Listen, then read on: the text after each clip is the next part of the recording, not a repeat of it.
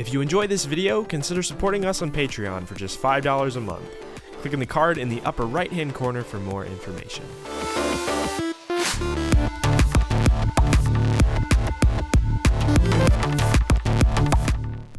Yes, we are back. Hey guys, this is Julian of Julian Gray Media. Today we are going to be diving inside of the project of one of my latest songs, Cold Outside. This is a collaboration with Dezza, and it is out now on Enhanced Recordings sub-label Colorize. They were awesome. One of the best labels I've ever worked with. Some of the best support I've ever worked with. Dezza is one of my closest producer friends now, and he's an incredible musician. So we're just going to dive right in, and I'm going to show you how the song was written and tell you some of the backstory behind the song. Awesome, guys. So this is the project file for Cold Outside. As you can see, there's two versions of the song within the project file. It's something I employ to all my students. If they're trying to make a radio edit and an extended version, don't make two duplicate projects. It's hard to keep the two in sync, mix-wise, and stuff like that. Instead, create a section of your timeline to export for the extended mix, and then a section of your timeline to export for the original mix or the radio edit. Just a quick tip for you guys: you can also just click on a clip and then do Command L, and then you can highlight a full region to loop. Very easy to switch between the extended and the regular arrangements here. If you create a false MIDI clip, just a blank MIDI clip that is the length of the song, just some minor workflow speed ups if you're trying to create two different versions of the song. We're going to be looking at the extended version of the song, as the radio edit is essentially the same as the extended version with some things removed. There's a lot of elements that were kind of just added for the sake of DJing, and we're going to get into those in a moment. But for the most part, the extended version is just the radio edit with some stuff that got chopped out of the radio edit to keep it under 4 minutes. So let's go ahead and zoom in on the extended mix of this. I'm going to kind of reposition Ableton here a little bit so you can see a little bit more of it. And as you can see, we don't have that many channels. There's less than 50 channels in the entire song. This is pretty typical for me, especially with this progressive stuff. The more electro-y, progresso stuff, like Resident Tryhard, has a little bit more going on. This is more of just a bog standard prog track. And there's not a ton of channels for that reason. So, story of Cold Outside. So about a year and a half ago, I created a song called Touch with this vocalist from the UK called Pippa Morin. And we had pitched it to 03. And 03 signed the song, and they were interested in having a remix done for it. And I kind of gave them the creative freedom to pick the artist to remix the song instead of trying to shoehorn one of my taste producers in to remix things, because I always go to like the same 5 or 10 producers for remixes. So they had the idea of having Dezza on, and from the get-go, he was blown away by Touch, and he was really inspired by it, and he created an incredible remix of the song, and that got our friendship started. And after that, we thought, man, Touch is doing really well, especially the Dezza remix. Why don't we work on something together? So Derek, his name is Dezza, sent me some ideas for music, and one of the ideas he sent me was an incredibly nice piano section, and that's the piano section you hear in the intro of the song. He sent me a vocal with a piano, and that's all I got from Derek. And he works in FL Studio, so essentially this project file is the host file, and the FL project that he has is essentially just a catalyst for it. So like basically I would send him the full master, and then he would add things to it and then send me the stems that he added so I can toss them into the Ableton session. So it all started from this piano, and we'll take a look at that to start. It makes the most sense. So let's go ahead and listen to the piano. I think that comes in right here. Oops.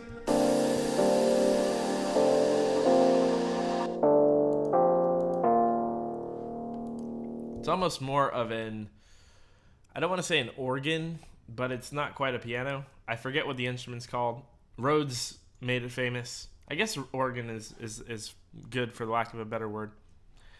So we have this nice organ that Dezza sent over, and as soon as I heard it, I'm like, I can make this into a great song.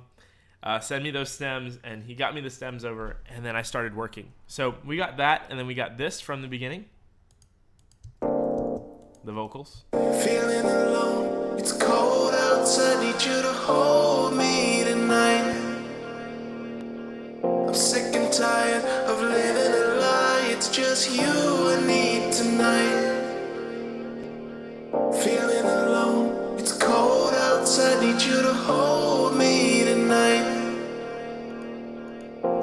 And that was the start of Cold Outside. So essentially, all I have on these guys is some basic vocal processing. If you've seen any of my videos, I did a video on how I did my It Is What It Isn't vocals about a year ago. If you want to check that out, you can click on the link in the upper right-hand corner right now to get a little bit more in-depth on my vocal processing. But I have some basic processing going on, some dynamic shaping with a compressor, a high pass, essentially EQ, with a Valhalla Room doing a very minimal amount of mix at about a fifth mix to wet or dry to wet ratio. And then we have a 3.5 second decay time that's being kind of cut by this low high cut. So we're not getting that full washy high end of the vocal, and I don't want it to be there because I don't want it to cloud up the presence of the dry vocal. So we have that, and then that's for our backing. I think for the most part the vocals are all the same. If you solo this backing vocal, let's hear it. Cold outside, hold me tonight. I have this Haas effect kind of spreading out in the stereo image, and we have a main vocal. This is the primary one, the flagship vocal of the song. Feeling alone, it's cold outside, need you to hold me tonight. Okay, so we have an OTT on it. As you can see here, very similar to my processing I did on my It Is What It Isn't song. So if you want to check out that again, it was in the link in the card in the upper right hand corner. So we have a high pass and some dynamic shaping, an OTT on this one to add a little bit of crunch. If we disable it, this is what it sounds like. Feeling alone, it's cold outside, need you to hold me tonight. And I really like OTT on vocals because it adds a lot of I guess punch in the top end, top mids. It's this very obvious sound, especially when you use it on something like a bass, but on a vocal it really brings out this nice crispness, and I use it on almost all my vocals. There is a little bit of delay at a quarter note, and that's what you're seeing here. And we have, again, a little bit of reverb on our main vocal as well. We have a reverse vocal into that vocal here.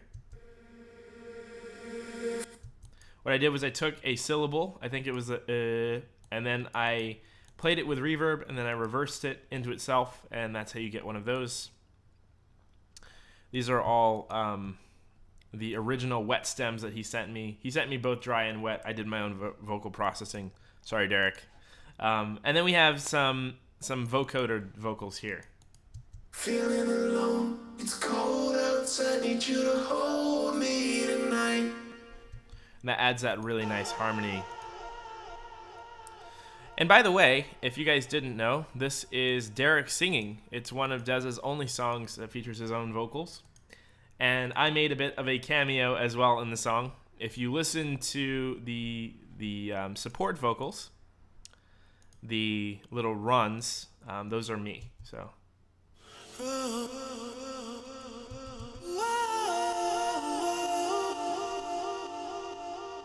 That's me. And yeah, so it's almost like a duet in a way.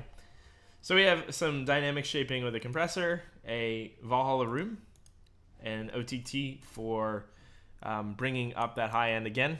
And I have it actually behind the Valhalla, so we're catching all the small resonances of the Valhalla Room and bringing them up to full volume. High pass to death. This one I didn't really want to be so present. I want it to be kind of crisp and in the atmosphere. So we have it high passed. Not a lot of bottom end to drag it down or to push it into the mix more. And then we have a ping pong delay with a pretty sizable amount of wet signal going through it. And that is acting at a quarter note as well with a long feedback time. That's how you're getting that really floaty. And then we have a compressor sidechaining that to the kick. So one more time, it's this. I think that's one of the earlier things I added. It's not the first thing, but I figured I would knock it out while we're looking at the vocals. So we went from that piano and the vocal, and I started to write around it a bit, and I started to add elements. Let me see if I can find what I added. I believe maybe it was this guy.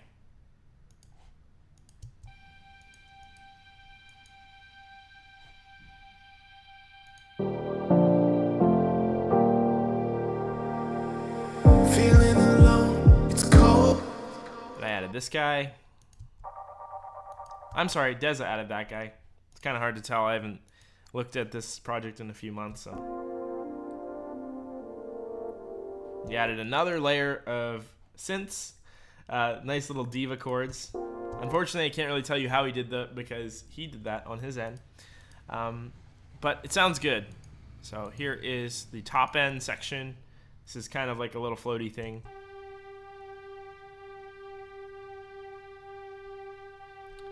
And I think what I did was I took one of his leads and then resampled it and put it on every half note, and then I have a little bit of a fade in between each one to make it fade. There we go. Feeling alone, it's cold outside, need you to hold me tonight. I'm sick and tired. And I think what really set this into motion to go for that big like 80s progressive smack in the face kind of feeling was this bass I wrote around his piano. So I actually wrote this against his Rhodes piano, and you get this.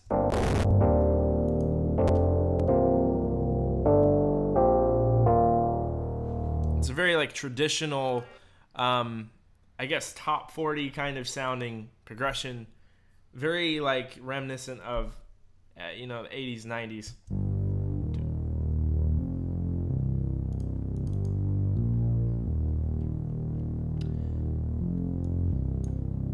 There's the MIDI you see. And I actually wrote it to complement his organ, so whenever the organ hits, it changes notes. As you can see if I zoom in a little bit here. The bass melody is actually following the rhythm of the organ. I think that's really important. I call it rhythmic symmetry or musical symmetry, where all of your elements are kind of doing the same thing at the same time, and it allows them to kind of act as one piece instead of acting as several different instruments. One of the more amateur things I've seen with new producers I mentor is to write a very different bass line from something like your main chords, either that being a synth like this or a piano or a guitar. You kind of want to keep your rhythms aligned, and you'll notice in a lot of bigger productions that the synth pad they might use is the exact same melody, and if not the melody, then the same rhythm as your bass line. So works well together, and it feels almost like one big piece when I have both these playing together now.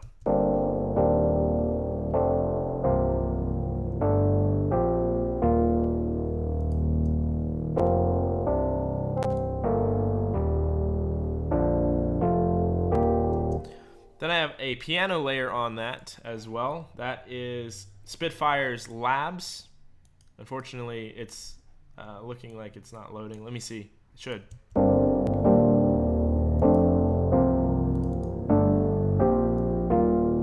So I took the MIDI he sent me from the Rhodes organ and applied it to this really soft Spitfire piano. And it adds this really, really nice, like, melancholic feeling to the song.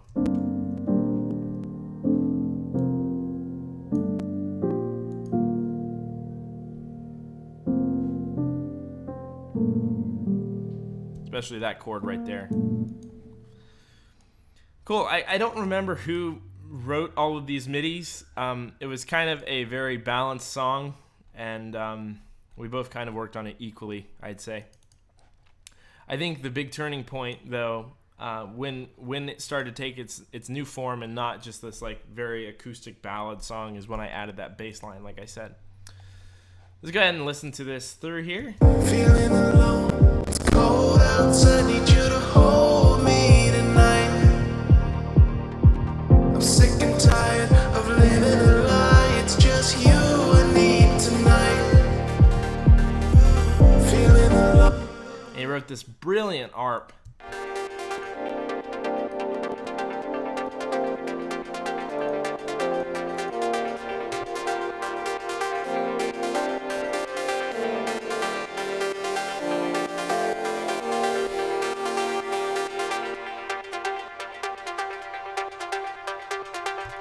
And when I heard that, I was like, okay, we're making an Eric Prydz song, because that really screams Pride to me. So I have a little bit of reverb on this. I think I automate it as we go through the song into that build up, as you can see here.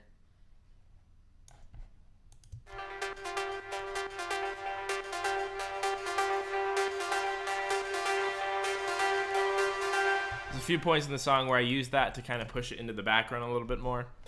And I think it works quite nicely. There's not a lot going on this sound. Again, I don't have a way of showing you what he did on his end, but when I got it, it sounded very good, and I implemented it into the song. And again, we have that top element that I've looped over and over to add this nice little sense of bounce back and forth on the half notes, like the da da da.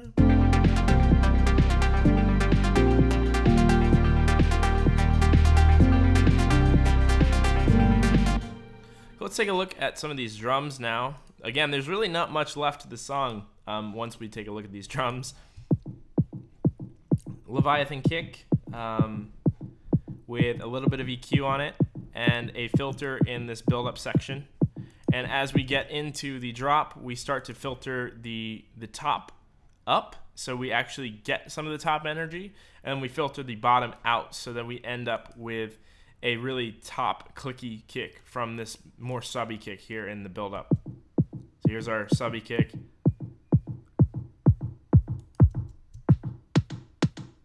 As you can see, by the end, we're fading both of these up so that we're getting this really high-end kick drum. It's almost like a band pass.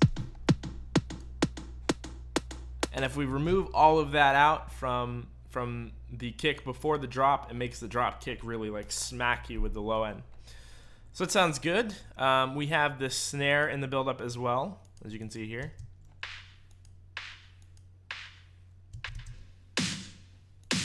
I believe it's the same snare we used throughout the song.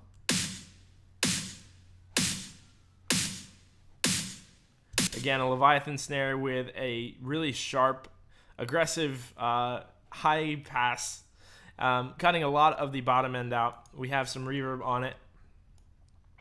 A compressor, I guess, to catch some of that reverb tail and bring it up. And then we have a filter, again, doing a similar thing to the other one. So there's that.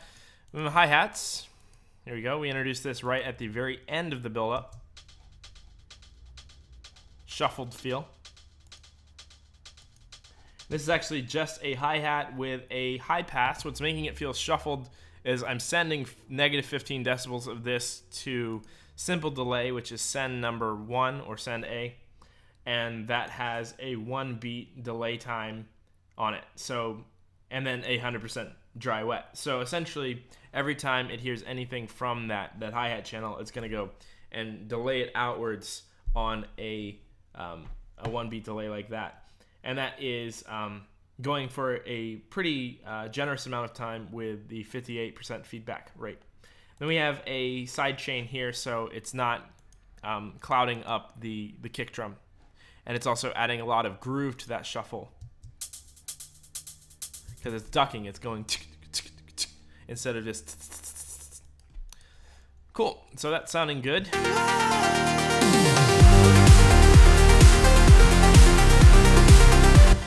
Now it's time to dive into the meat and potatoes of this track. Actually, maybe not yet. Let's take a look at this noise, and then we'll dive into the drop. We have this nice little white noise sweep, very simple. Bright white noise, high pass, auto filter, Haas effect to separate it into the stereo image a bit. Then we have a breath sound, which is a very similar sound to that. We're using the H breath oscillator in Serum's noise oscillator. And then we are using high pass, OTT, and Valhalla room to set it into the room a bit. With a automated rate on our auto pan, not at a fixed amount. We're going off of organic frequencies instead of rhythmic beats, and that's kind of making it randomly pan between the ears as we build up. Creates this sense of manic and chaos. Last thing right before we get into the drop is this build up snare. Again, it's just a snare sample that I have EQ'd, and I have some reverb on it. I'm not going to spend a lot of time looking at reverb tails and stuff. I've covered that on the channel before. Some ambient pads and stuff down here. Again, I'm not 100% sure how he created these, but nice hi-hat. And then here's our clap.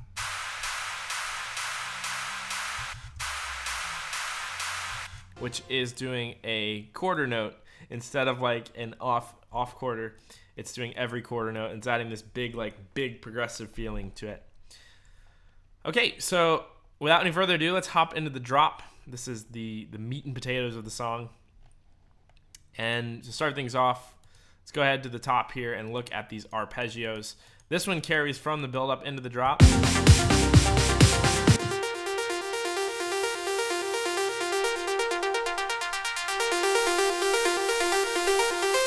As you can see, as it hits this point, it really opens up. It kind of closes down and you get a shorter envelope. And then as it hits the drop, it opens up and it becomes more legato. So here we are.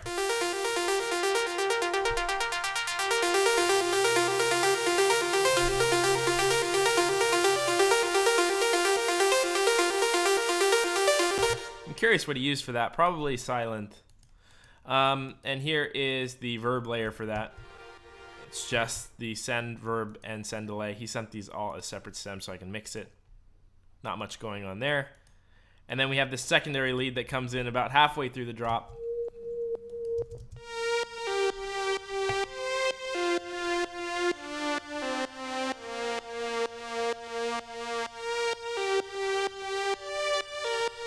I figured I would cover these now just to get them out of the way.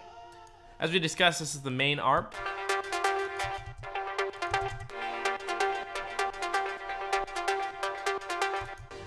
And then we have our drums, which really sell the drop. So we've already covered the kick and snare, but we have this really cool like 80s tom fill right before the drop. And we can take a closer look at how that was done. So we have these nice samples. I think they're from Splice. And what I did was I just created a sequence of drums to kind of do-do-do. And then, of course, I have some reverb on it, like so. You can pause and take a look at that.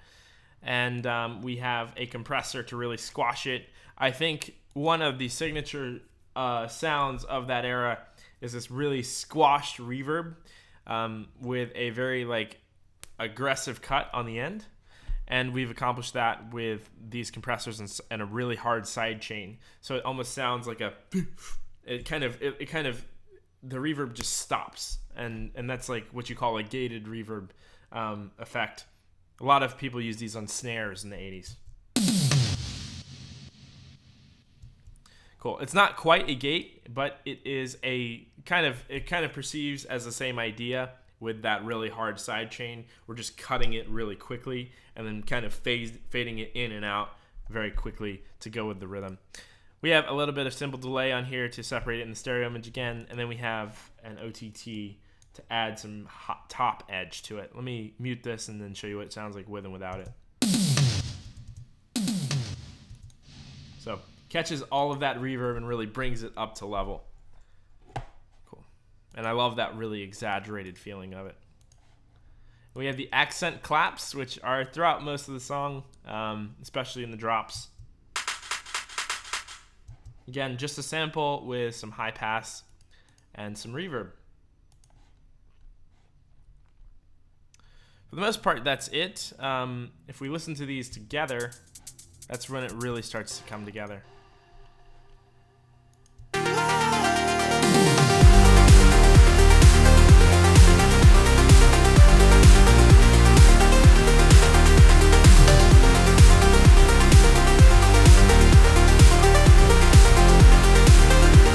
We have a few more elements I didn't see before. These are the drop basses. It's a slight alteration of the build-up bass here.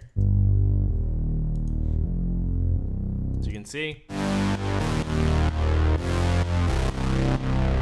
Big, mean 80s saw wave bass, very synth wave. And we accomplished this with 2 saw waves, as you can see here. One of them is at 7 unison with a pretty generous amount of detune, and the second with 3 unison with less detune and down an octave. And we're achieving that really nice, like, floating feeling, like kind of like the bow, bow, with this nice little envelope automation here. We have a pretty long, at 2 seconds, envelope that's automating the cutoff of this filter here, this low pass filter. So as you can see, every note triggers it and then fades down. I have this set longer because the longest notes are about 1.5 seconds.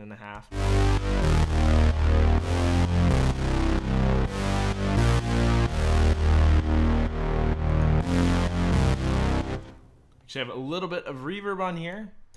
And then our processing is as follows: a high pass for the build-up sections where I want to get rid of it right before the build-up, or right before the drop. Then we have a kick, sidechain, obviously making it pump. If you haven't seen my video on sidechain and how compressors actually work, you can click on the link in the upper right-hand corner right now and check that out. I think it's one of the most important things. Dynamic shaping tools like compressors and limiters, as well as like transient shaping functionality like a sidechain or a transient shaper, is the most important thing to getting a really clean mix, in my opinion. Okay, so we have a very minute EQ curve here, and then we have a nice little mid-side EQ to spread out the top end in the stereo image and to accentuate the mids in the middle of the stereo image. We also have a sub layer to this. I think this is the same thing, largely just down an octave. Yeah. Down an octave, and then we're layering it with a sine wave instead of just a saw. And we're cutting everything off the top because saw waves get really nasty at that kind of low notes. Then we have a top layer, which comes in 8 bars in.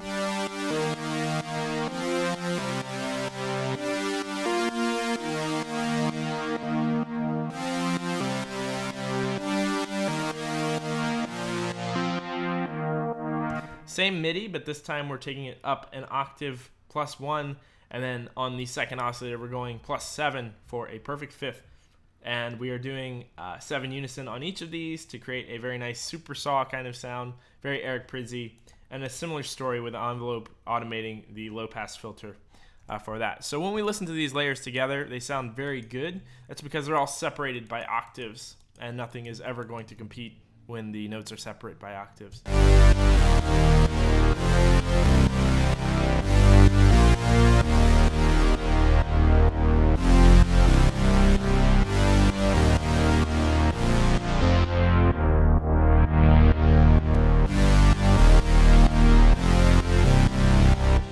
And I sent this to Dezza, and he was like, "Oh my god, dude, I did not expect that." And we kind of just totally rode with the Prida feeling, the Eric Prydz big dance tune.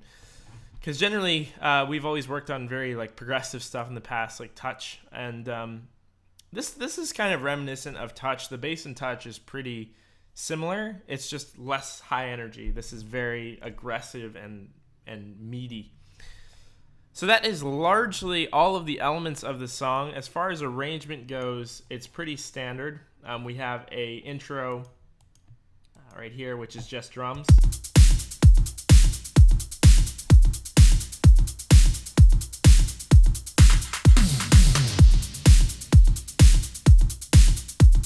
8 bars in, we start to introduce that little top floaty atmospheric layer.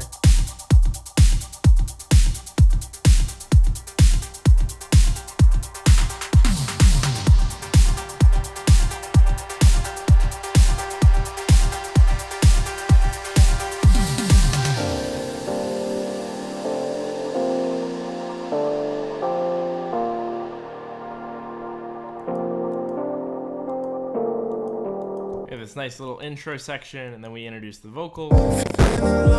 It's cold outside, need you to hold me tonight.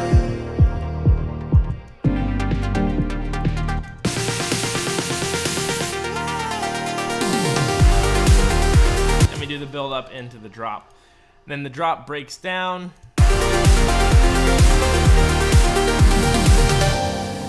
I do like 1 or 2 clever things on this throughout the song. There's this little filter sweep on the master.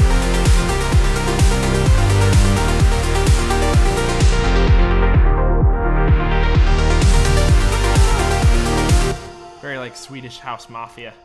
And then we have a -3 on the utility. I think I did this because I was sending this out to mastering. If this doesn't sound exactly like the final version, because we outsourced the master. That was Enhanced's idea. So as you can see, I have my mastering disabled, and we sent them like a -5-ish RMS track to master, and then we got back to master, and it's incredible. So you don't always have to do things yourself, and sometimes you get a better result from working with other people. And I guess that's a really good way to conclude this. It's been a wonderful experience working with Derek, the guys at Enhanced and Colorize, and I can't wait to work on new projects with them. I hope you enjoyed this video. I hope you learned how I wrote Cold Outside with Dezza, and if you have any questions, let me know in the comment section below. If you have any ideas for future videos, let me know down there as well. If you liked the video, give it a like. If you didn't, give it a dislike. Let me know why in the comment section. Make sure to subscribe for new videos. I make them every week. And make sure to join our Discord and Facebook communities if you want to become part of the community. There's a lot of members, and we're all kind of working towards a similar goal anyway. More of a family than anything. Thanks, guys, for watching. I am Julian of Julian Gray Media, and I will talk to you in the next one. Bye-bye.